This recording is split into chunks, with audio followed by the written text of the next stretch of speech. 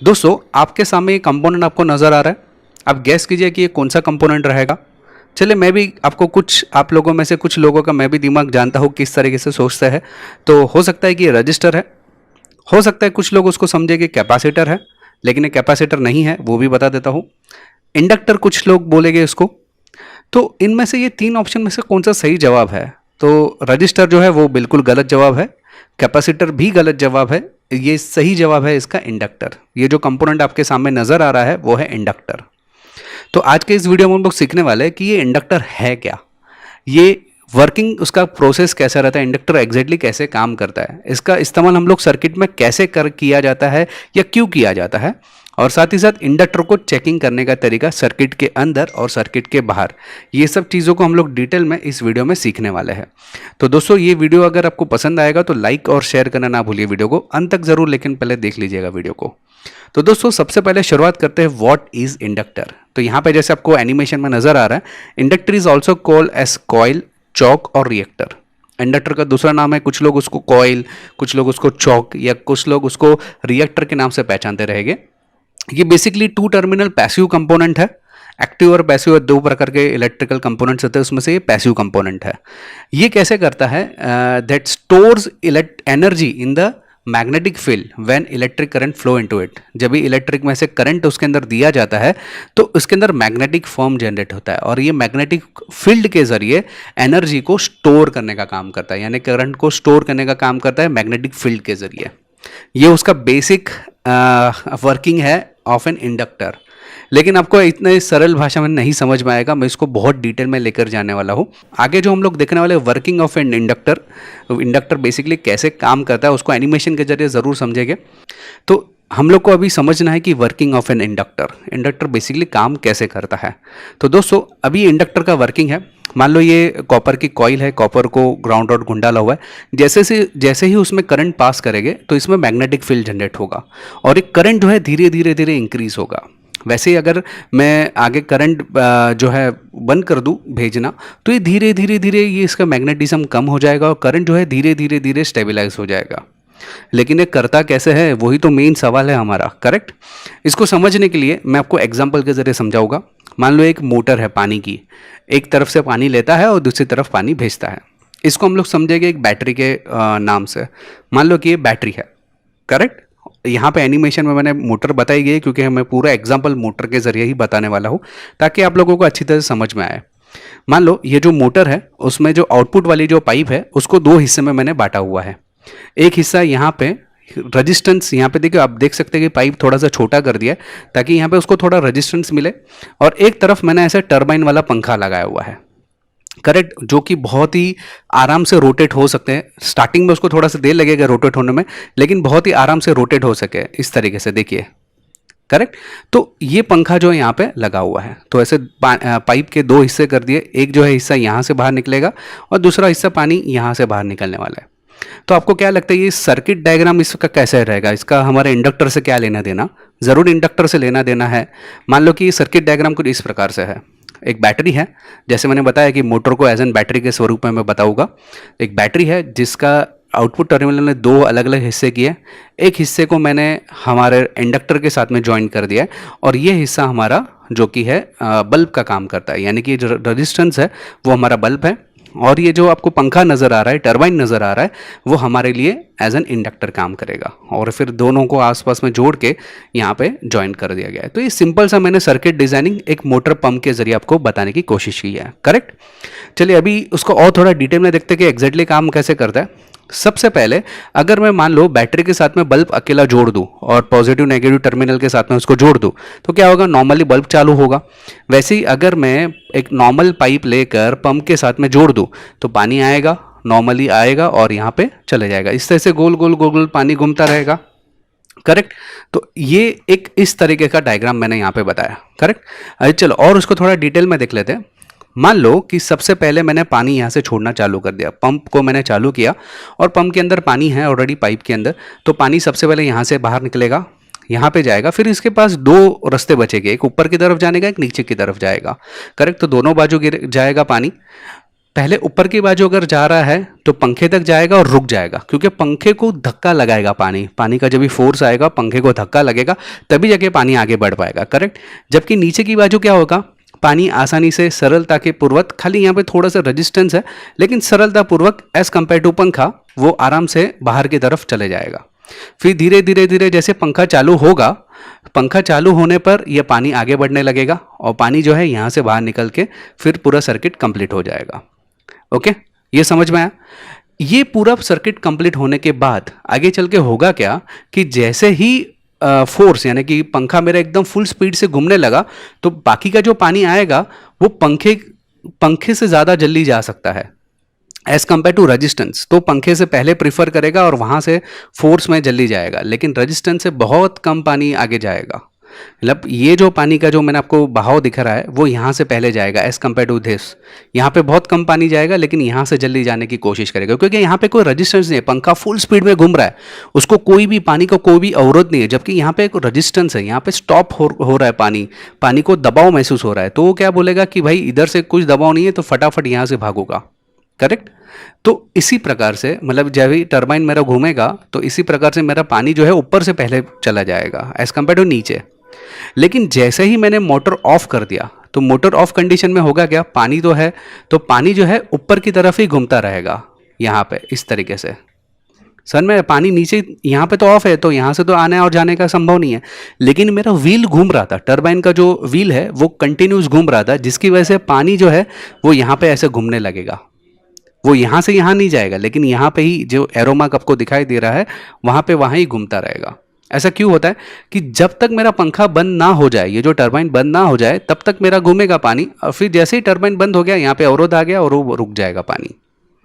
यही फॉर्मूला हमारा अप्लाई होता है इंडक्टर के ऊपर। अभी चलो इसको सर्किट डायग्राम के जरिए समझने की कोशिश करते हैं।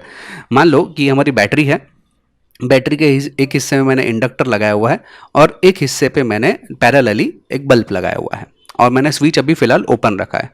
जैसे ही स्विच ज्वाइन करूँगा तो देखो क्या होगा, जैसे ही स्विच मैंने ज्वाइन किया तो करंट यहाँ से आएगा, इलेक्ट्रॉन्स आएगा, नेगेटिव साइड है तो इलेक्ट्रॉन्स आएगा यहाँ से, बल्ब को चालू करेगा और इलेक्ट्रॉन जो है यहाँ से पसार होगा। इन बिटवीन क्या होगा, लेकिन यहाँ पे पैरेलल है, थोड़े इलेक्ट्रॉन्स यहाँ पे भी जाना शुरू हो गए और यहाँ पे एक इलेक्ट्रोमैग्नेटिक फील्ड धीरे धीरे धीरे बनना चालू हो जाएगा। जैसे कि मैंने आपको यहाँ पे एग्जाम्पल में बताया था, मैंने पानी भेजा, यहाँ पे दो विभाजन है, यहाँ पे एक विभाजन एक दूसरा विभाजन, पहले यहाँ पे भी जाएगा और यहाँ पे भी जाएगा। यहाँ पे कम रेजिस्टेंस है तो जल्दी फटाफट से आ जाएगा, लेकिन यहाँ पे एक मैग्नेटिक फील्ड बना है ना, धीरे धीरे इसकी स्पीड बढ़ रही है, तो ये धीरे धीरे पानी यहाँ से पसार होना चालू होगा।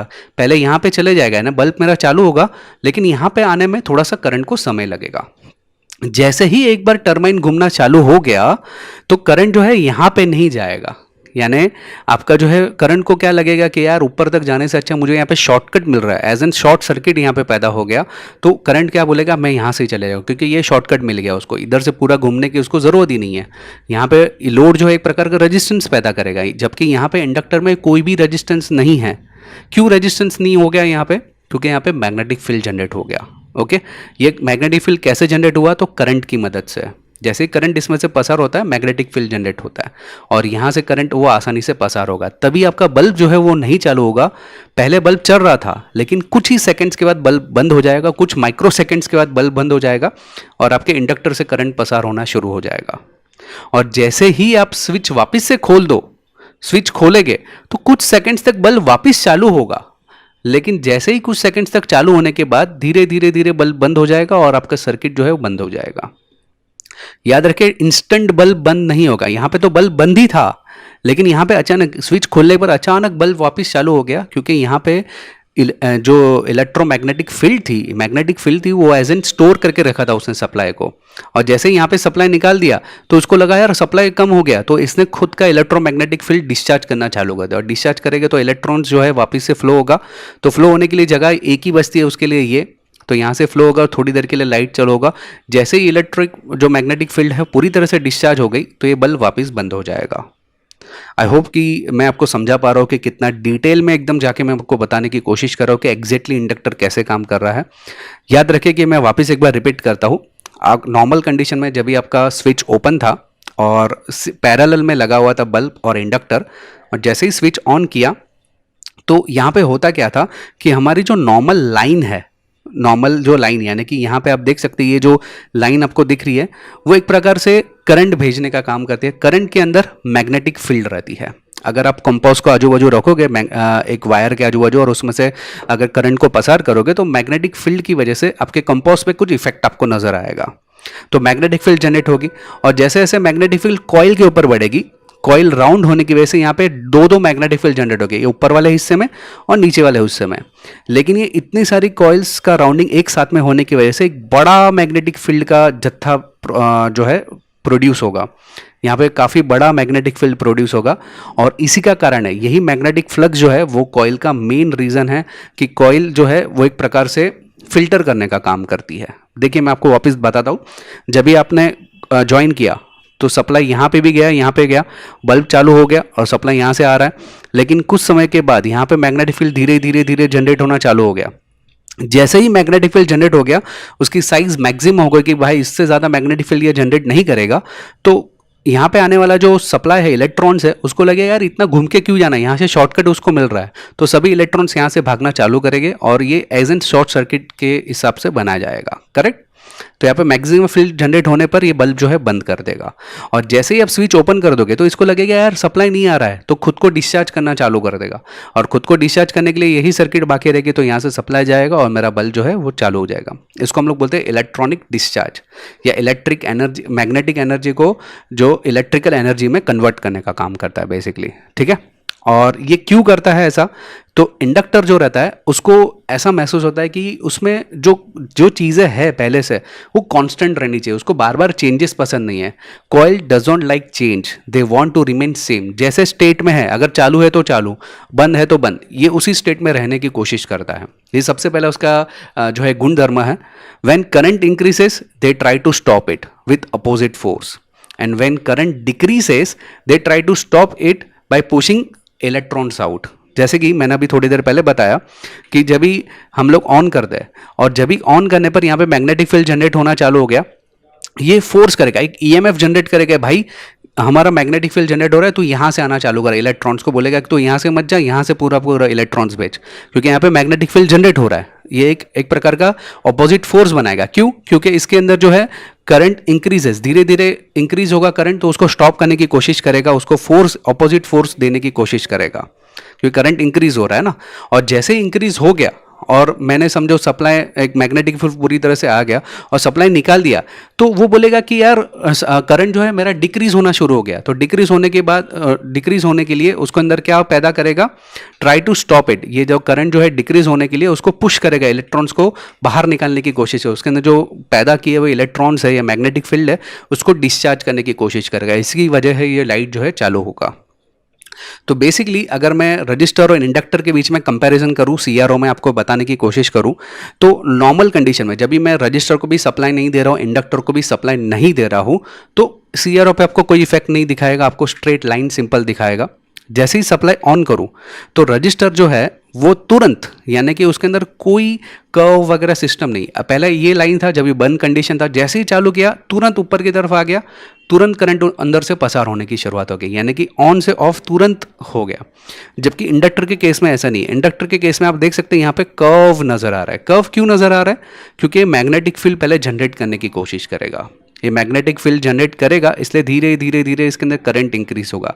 इसी प्रकार से अगर सप्लाई बंद कर दूं तो क्या होगा, ये तुरंत रजिस्टर जो है तुरंत सप्लाई को बंद कर दे। लेकिन इंडक्टर के मामले में ऐसा नहीं है। इंडक्टर धीरे धीरे धीरे सप्लाई को बंद करने की कोशिश करेगा, करंट को डिस्चार्ज करने की कोशिश करेगा। यही डिफरेंस है इंडक्टर और रजिस्टर के बीच में, अगर टेक्निकली डिफरेंस बताने की बात कर रहा हूं तो। ठीक है। और लेकिन हमारे जो इलेक्ट्रॉनिक सर्किट रहती है उसमें इस तरीके से, यानी कि पैरेलल इंडक्टर को कभी नहीं बिठाया जाएगा। पैरेलल बिठाएगा तो ऊपर का जो लोड है वो हमेशा बंद रहेगा या चालू ही नहीं हो पाएगा। करेक्ट।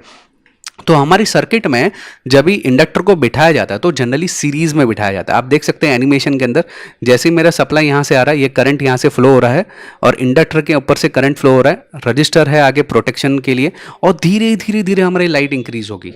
याद रखिए, धीरे धीरे लाइट इंक्रीज होती है और जैसे ही ऑफ करोगे ना, ये धीरे धीरे धीरे लाइट जो है डिक्रीज होगी, एक साथ में बंद नहीं होगी, सडनली नहीं होगा।